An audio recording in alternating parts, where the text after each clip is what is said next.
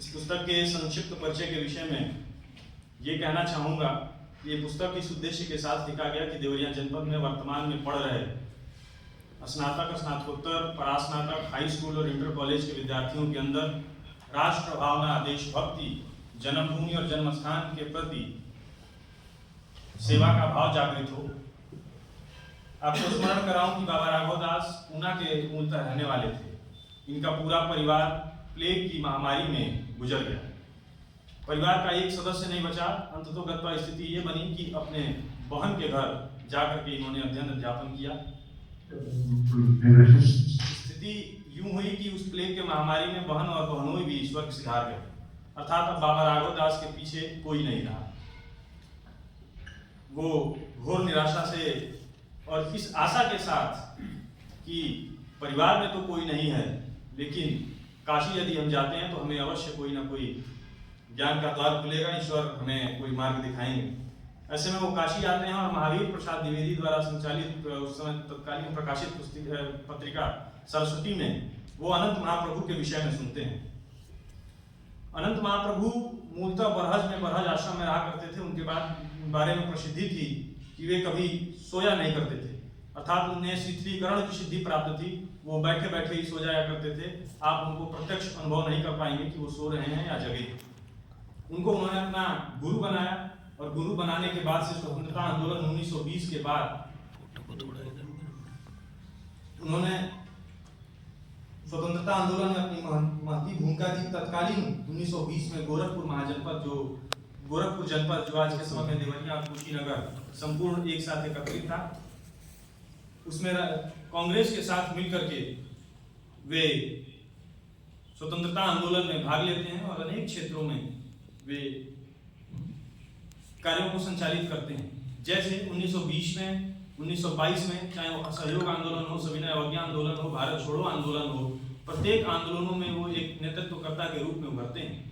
और पूर्वांचल जैसे देवरिया जनपद पिछड़े इलाकों में 51 से ज्यादा हाई स्कूल बाबा राघव दास तत्कालीन समयों में खोलते हैं। इसके बाद से कुशीनगर जो महापरिनिर्वाण स्थली है गौतम बुद्ध की, उस महापरिनिर्वाण स्थली पे विदेशों से छात्र आकर के पढ़े, इसलिए वो ऐसा एशियाटिक महाविद्यालय की संकल्पना रखते हैं और वो एशियाटिक सोसाइटी के साथ मिलकर के एशियाटिक महाविद्यालय वहां स्थापित करते हैं कुशीनगर के अंदर। तदुपरांत बाबा राघव दास कुष्ठ रोगियों के लिए कुष्ठ सेवाश्रम की स्थापना करते हैं।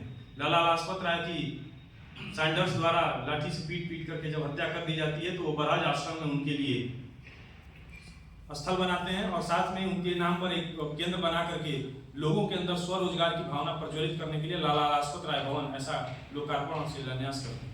इसके साथ ही राम प्रसाद बिस्मिल काकोरी कांड के जो नायक हैं उनकी राख को ला करके अपने बरहज आश्रम में स्थापित करते हैं और पूरे देश भर में एकमात्र राम प्रसाद बिस्मिल की आप समाधि स्थल पाएंगे तो वो बरहज आश्रम देवरिया में स्थित है।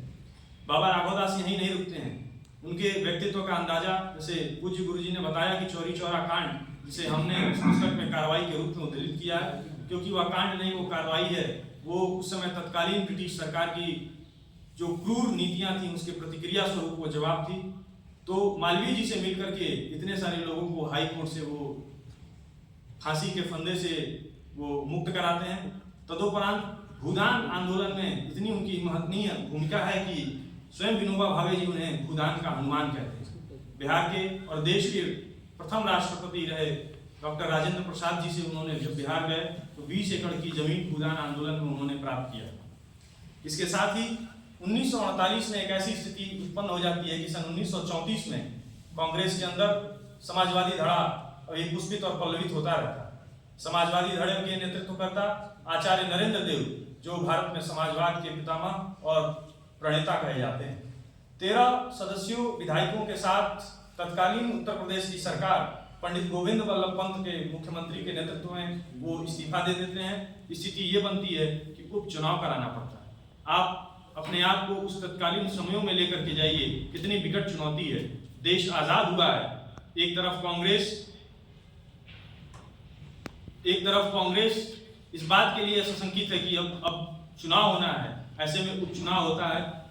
ध्यान रहे बाबा राघव दास ने पूर्व में कोई चुनाव नहीं लड़ा, सिर्फ गोविंद वल्लभ पंत के आग्रह करने पर वो सिर्फ अपने सेवा बल के ही आधार पर फैजाबाद, बहराइच और सीतापुर विधानसभा क्षेत्र में संयुक्त प्रांत में तत्कालीन 1948 में उपचुनाव में वो जाते हैं और आचार्य नरेंद्र देव जैसे भारत रत्न प्राप्तकर्ता और पितामह समाजवाद के कहे जाने वाले को वो परास्त करते हैं।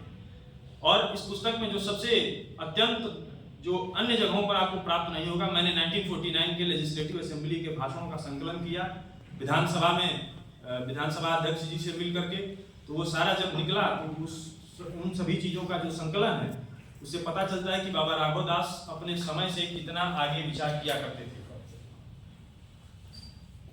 वो सभी चीजों में उनके द्वारा बोले गए लेजिस्लेटिव असेंबली भाषण के दौरान बोले गए वक्तव्यों को जब आप पढ़ेंगे तो यह सहज अंदाजा लगाया जा सकता है कि बाबा राघव दास अपने समय के आगे और देश और राष्ट्र सेवा के लिए कितना विचार किया करते थे। आप सब इस पुस्तक के विषय में पढ़ते हुए और जानकारी करेंगे। अब हमारे दो अतिथि, मुख्य अतिथि आज के श्री अभयानंद जी और अध्यक्षता कर रहे श्री राम बहादुर राय जी, जिससे बाबूजी से निवेदन था कि जब आप अपना उद्बोधन देंगे तो उनका उद्बोधन अगले संस्करण के लिए प्रेरणादायी होगा। अब मैं मंच संचालक को निवेदित करता हूं और आप सभी को सादर प्रणाम करता हूं।